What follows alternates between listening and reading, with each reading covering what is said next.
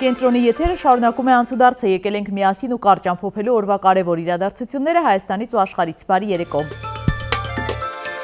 Բաքվում կլոր սեղան քննարկման են մասնակցել Հայաստանի քաղաքացիական հասարակության ներկայացուցիչները։ Այցի օրակարգում հայ գերիների հետ տեսակցություն նախատեսված է, թե ոչ, հայտնի չէ։ Հայ-ադրբեջանական քննարկումները երկօրյա են, Հայաստանի պատվիրակության կազմում են Երևանի մամուլի ակումբի պատվավոր նախագահ Բորիս Նավասարդյանը, քաղաքագետներ Արեգ Քոչինյանը, Նարեկ Մինասյանը, Սամվել Մելիքսեթյանը եւ իրավապաշտպան Նաիրա Սուլթանյանը։ Երևան-Բաքու եւ Բաքու-Երևան չարտերային թռիչք կազմակերպելու համար կառավարությունը հատկացրել է 17.5 միլիոն դրամ։ Նիկոլ Փաշինյանը այսօր էլ Ղազախստանից է ողջունել քաղաքացիներին այս երկրի հնչյուններով։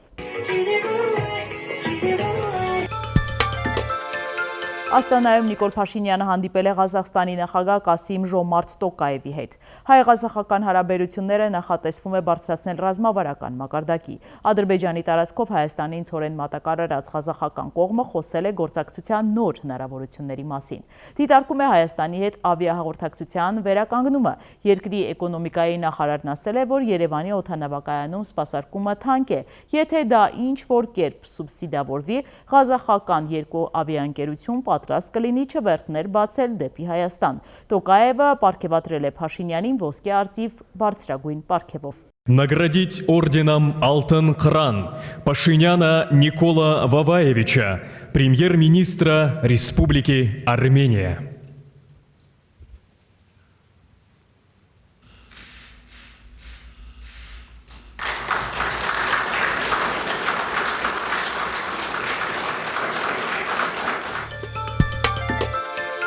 Նիկոլ Փաշինյանի հետ Ղազախստանում է նաև փոխվարչապետ Մհեր Գրիգորյանը։ Լրագրողների հետ զրույցում փոխվարչապետն անդրադարձել է ցորենի ներկրմանը եւ Թրամփի ուղուն։ Ցորենի ներկրումը ցույց տվեց, որ դա ռեալ լուրջ հնարավորություն է եւ ռեալ լուրջ ալտերնատիվ է։ Մենք շատ դեպքերում փորձագետները փորձում են գնահատել լոգիստիկ արժեքը կամ ապրանքի արժեքը, բայց դա շատ նեղ մոտեցում է։ Այդ հարցին պիտի ավելի լայն նայել, որովհետև երբ որ լինում են ալտերնատիվ տարբերակներ, ալտերնատիվ լոգիստիկ լուծումներ, ալտերնատիվ ապրանքի շուկա, դա բնականաբար ազդում է նաև այսօր եղած շուկաների վրա գնի իմաստով, որովհետև առնվազն ֆունկցիոնալ իմաստով դա զսպում է գների աճը գործող շուկաների համար, թե ապրանքի գծով, թե լոգիստիկ ծախսերի։ Գիտեք, մենք բազմիցս նշել ենք, որ թե TRIP-ը եւ թե խաղաղության խաչմերուկ նախագծերը ունեն շատ լուրջ ռեգիոնալ նշանակություն եւ շատ հստակ տեղավորվում են լոգիստիկ քարտեզի վրա, մեծ ռեգիոնալ իմաստով եւ ես կարծում եմ մեծ հաջողություն կլինի, որովհետեւ մենք եթե մենք երբ որ մենք այդ նախագծերը ավարտի հասցնենք, դուք կզգաք, թե ռեգիոնում, տարածաշրջանում ինչ ադապտացումներ են տեղի ունենում լոգիստիկի իմաստով։ Բարձրագույն տեխնոլոգիաների նախարար Մխիթար Հայրապետյանը թեև պատարակներին չի մասնակցում, բայց ասել է, որ սատարում է Նիկոլ Փաշինյանին Գարեգին երկրորդին հեռացնելու հարցում։ Նա չի հստակեցրել, թե ինչու է Նիկոլ Փաշինյանը վաղը բոլոր ԿՊԱ-ականներին եւ քաղցառայողներին հրավիրել մարզահամերգային համալիր։ Պատճառն այնպիսին էր, որի մասին ես նաև չեմ կարող խոսել ոչ հիմա, ոչ ապագայում։ Ասել եմ, դա խիստ անձնական է։ Եվ ասել եմ, որ չեմ կիսվել։ Ես ուզում եմ նաև, որ դուք ըմբռնումով մոտենաք, որ երբ ինչ-որ պաշտոնյական որևէ քաղաքացի մարդ, որևէ անձնական հարցով ասում է, որ փակագծեր չի բացելու, եթե կհիշեք, նաև նշել եմ, որ վերջին 3 տարիներին չեմ այցելում պատարակի, թեև գնում եմ եկեղեցի եւ աղոթում եմ ու հաղորդակցվում եմ իմ Աստծո հետ, ապա 2 շաբաթ անց դժվար թե այդ դիրքորոշումը փոխվի։ Պարոն Հայրապետյան, կնեք նախորդ թեմային անդրադառնալով հրավերի մեջ ինչ է նշվել, որ ձեզ հրավիրել են վաղը համալիր։ Վաղը բոլորիդ բաց կլինի։ Ինչու է այսպեսի հուշ գաղտնիություն պահպանում, այսինքն այդ ինչ մի գաղտնի բան է, որ կդժվարանամ ասել։ Կարծում եմ ճիշտ կլինի, որ հարցը ուղղեք վարչապետի աշխատակազմին։ Ես գիտեմ։ Դուք արդեն հայտ ներկայացրել եք այսպես 26-ին առաջադրվելու։ Այո։ Կես միլիոնն եք դուք տվել թե միլիոն դեռևս այս փուլում առաջադրվում են ցուցակում դիտարկվելու համար, եթե վարչությունը կամ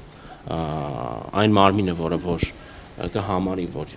իմ տեխնացությունը ընդունելի է եւ ես լինելու եմ ցանկում, միայն դրանից հետո համապատասխան վճարումը կատարվի։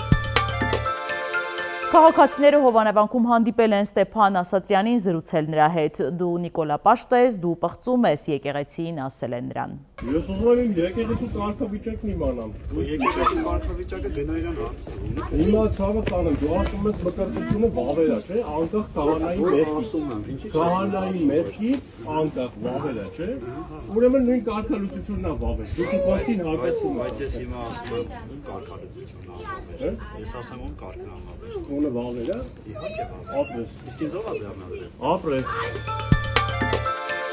Ամերիկյան մեդիան հրապարակել է ռուս-ուկրաինական խաղաղության Թրամփի ծրագրի դետալները, թեև շատերը դա աշտապել են որակել Ուկրաինայի կապիտուլյացիա, CNN-ը գրում է, որ Ռուսաստանը նույնպես ստիպված կլինի զիջումների գնալ, պլանի որոշ կետեր կարող են փոխվել։ Ուկրաինայի նախագահը պաշտոնապես ստացել է խաղաղության ծրագիրը, Զելենսկին ակնկալում է առաջիկա օրերին բանակցություններ վարել Թրամփի հետ։ Նա նշել է, որ ուկրաինական կողմը չի շտապի սուր հայտարարություններ անել եւ կենտրոնացած է հստակ ու ազնիվ աշխատանքի վրա։ Զելենսկին ասել է, որ պատերազմի առաջին իսկ օրից ունեցել են մեկ չափազանց պարզ դիրքորոշում։ Ուկրաինային խաղաղություն է պետք։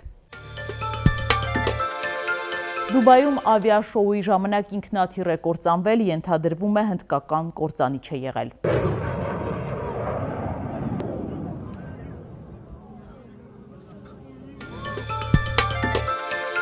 Իրան-Իսրայելի դեմ 12-օրյա պատերազմի ժամանակ որևէ աջակցություն չի ստացել այն երկրներից, որոնց համարում էր դաշնակից հայտարարել է Իրանի նախագահը։ Մեր բարեկամ որոշ երկրներ պետք է օգնեին 12-օրյա պատերազմի ժամանակ, բայց չարեցին, նշել է Իրանի նախագահ Փեզեշքյանը։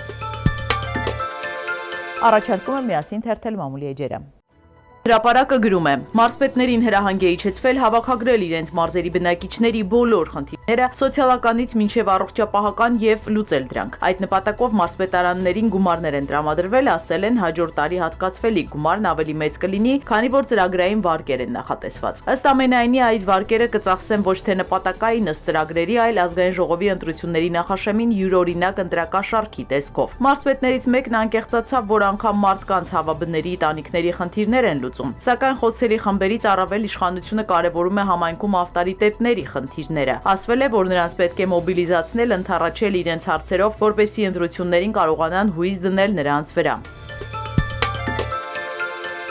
Ժողովուրդը գրում է. Հայ առաքելական Սուրբ եկեղեցու եւ ամենայն հայոց կաթողիկոսի դեմ Հայաստանի վարչապետ Նիկոլ Փաշինյանի կողմից սկսված քաղաքական ճնշումները ամեն օր նոր ձև եւ բովանդակություն են ստանում։ Իշխանությունը համակարգված ձևով փորձում է գտնել եկեղեցու ներսում ներկայացուցիչների, ովքեր պատրաստ են համագործակցել իշխանության հետ եւ հանրաժեշտության դեպքում ներսից դեմ դուրս գալ ամենայն հայոց կաթողիկոս Գարեգին II-ին։ Վարչապետ Փաշինյանին արդեն հաջողվել է հասնել Արարատյան հայրապետական թեմի առաջնորդ Նավասարդ arczepiskopos Կճոյանի լոյալությանը եւ քննարկվում է առաջիկայում եպիսկոպոսատ ժողով հրավիրելու հարցը, որտեղ նպատակ կա փակ ձևաչափով բարձրացնել նաեւ կաթողիկոսի թեման։ Սակայն որպեսի գործընթացը արտաքինից երևա օրինական եւ տրամաբանական, առաջին փուլով նախատեսվում է քննության առնել այն եպիսկոպոսների եւ հոգեվորականների հարցը, որոնց հասցեին ներսում հնչել կամ հնչում են կուսակրոնության կանոնները խախտելու անձնական կյանքի վերաբերյալ կասկածներ։ Մի քանի հոգեվորականներ արդեն հայտնվել են այս թիրախում եւ հենց եկեղեցու ներսից են փորձելու նախաձեռնություն առաջ քաշել նրանց ծառայությունը կասեցնելու օրակարգով։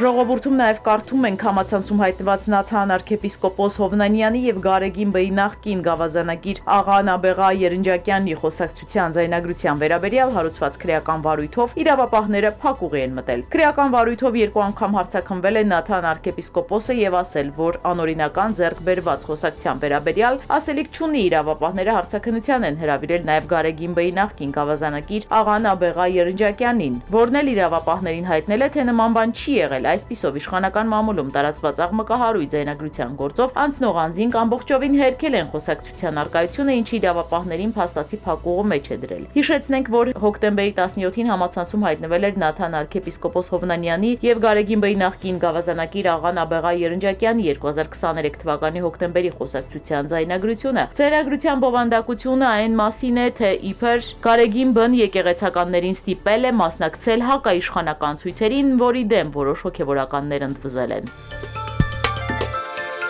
Miss Tierzerk 2025-ի հաղթող է դարձել Մեքսիկայի ներկայացուցիչը 25-ամյա Ֆաթիմա Բոշը։ Մրցույթի ընթացքում նրա հետ կապված միջադեպ էր եղել, թայլանդցի կազմակերպիչը նրան անվանել էր հիմար։ Նա մի քանի այլ մասնակիցների հետ լքել էր միջոցառումը։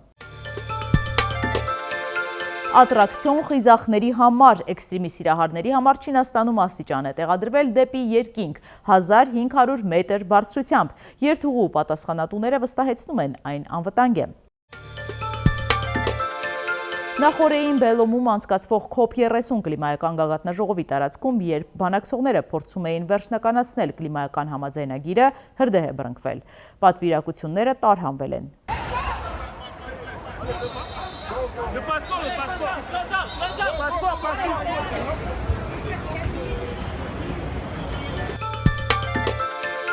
Սիրելի հետևորդներ, եկեք կատարենք մի քանի պարզ քայլ մեր YouTube-յան ալիքը զարգացնելու համար։ Ձեզանից մի քանի վայրկյան է պահանջվելու, հավանում եք այս հաղորդաշարը եւ բաժանորդագրվում։